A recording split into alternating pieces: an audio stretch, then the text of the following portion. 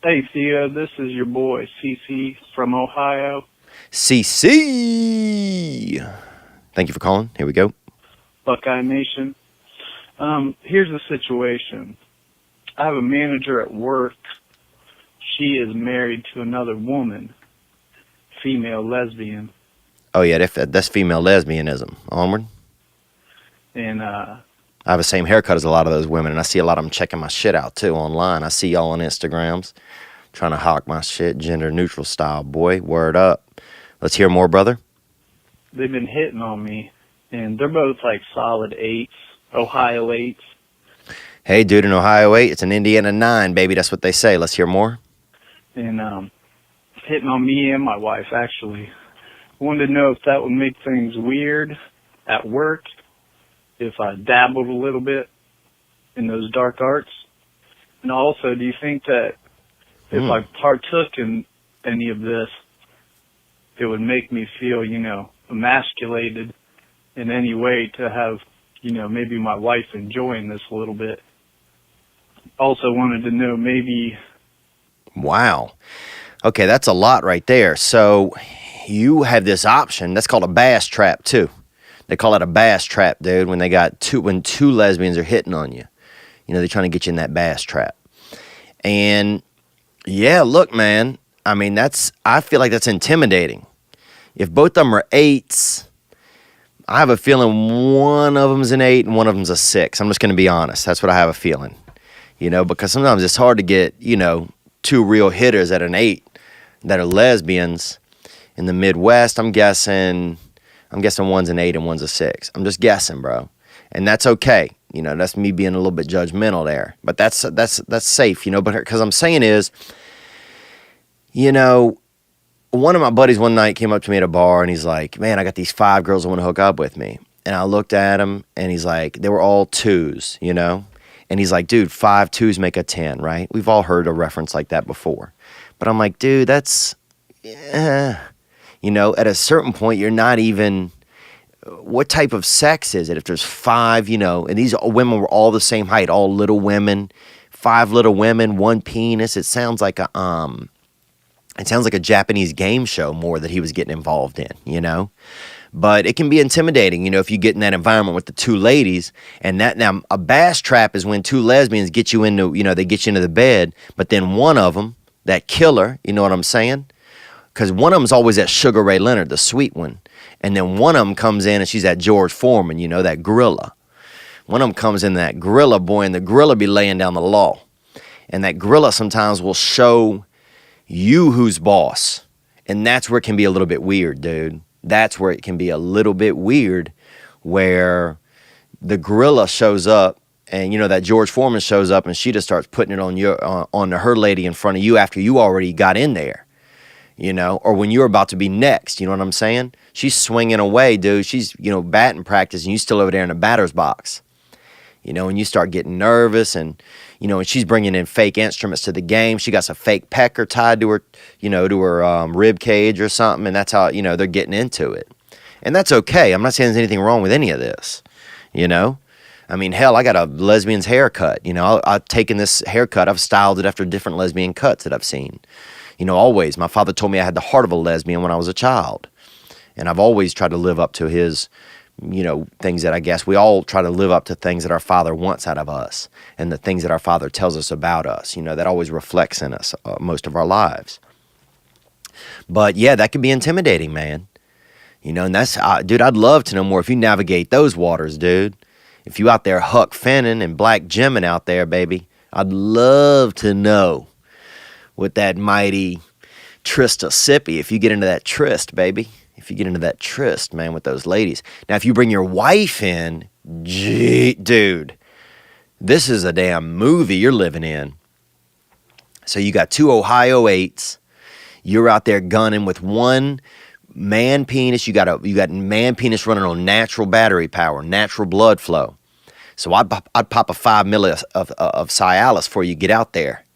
You know what I'm saying? Put your dancing shoes on your dick. Because you don't want to, you know what I'm saying? You don't want to show up to the ballpark wearing sandals. You know what I'm saying? So I'd pop a 5 milli just to stay in the, just to keep balls in the field of play. That way, if you fade out once, you could chill in the back, have you a snack, a small snack or something, a couple orange slices, and then get back out there and be hitting that, gunning down on them on that crotch. Because at that point, those ladies are going to be tag teaming your wife. You're going to be sitting in the distance. They're going to be out there tag teaming.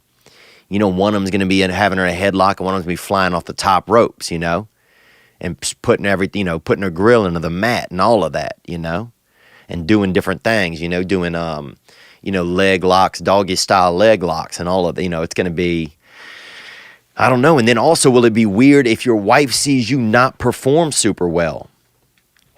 Like, you don't want to be, you don't want them to be going out there at it. One of them's got a bunch of, some yarn tied around her waist, and with that, one of them plastic Johnsons, hanging off her rib cage, and she's straight up buckling that clam on the, with her lady, with her lesbian lover, and you're sitting on the sidelines, and your wife's toweling off your forehead and shit, and you only was at it 3 or 4 minutes. That could be scary, bro. Wow, man, this is interesting because I can't even imagine being in that situation. All the things, if it could happen or would happen. Man, dude, that's brave, man. That's really, really brave. If you get in there, I'd love to know a little bit more about it if it does occur.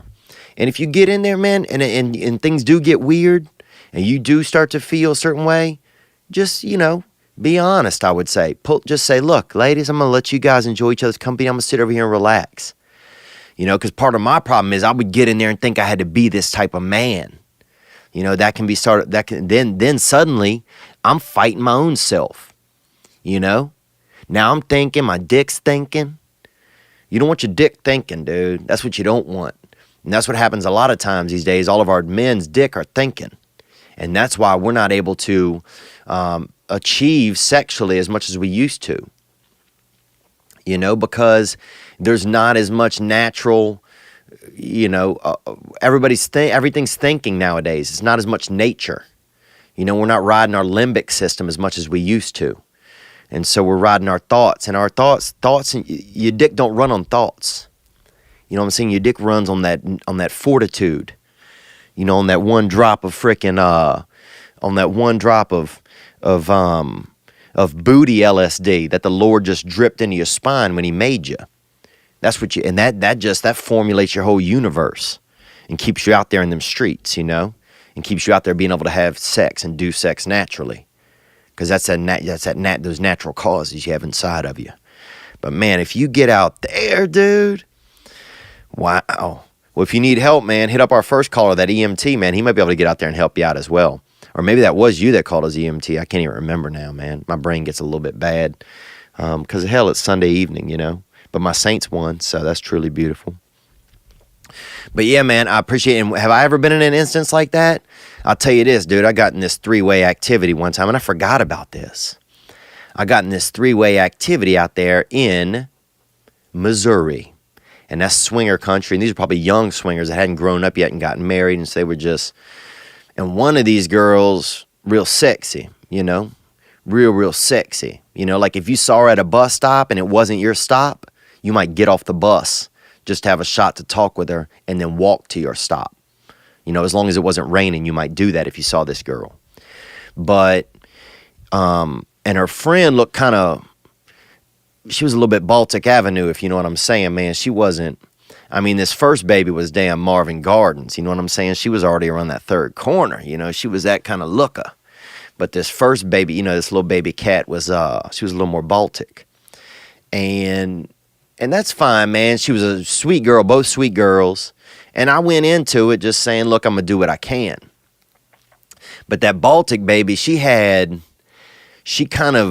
ever seen like those old, like weightlifting videos or from like the 1700s or whatever, where the guy has the dumbbells and it's the big round dumbbells and it says like 1,000 on each side and he's like holding it up and he's wearing like a unitard, She looked like that. She had that Bulgarian swagger in her, She had that, that Russian. She looked like she's about 90% Russian, And then, and so she was like, so I was trying to really make love to the more, the one that I felt, the one that was more of a looker, the one that I wouldn't mind, seeing again. And then her friend was more, she was that wrestler, she kept wrapping her legs. She would do crazy shit too. I remember I was doing a little bit of doggy style activity, that rear entry position, with the woman on her knees and me, the man, back behind her. And then the lady, she was kind of like a damn, like a fast sloth.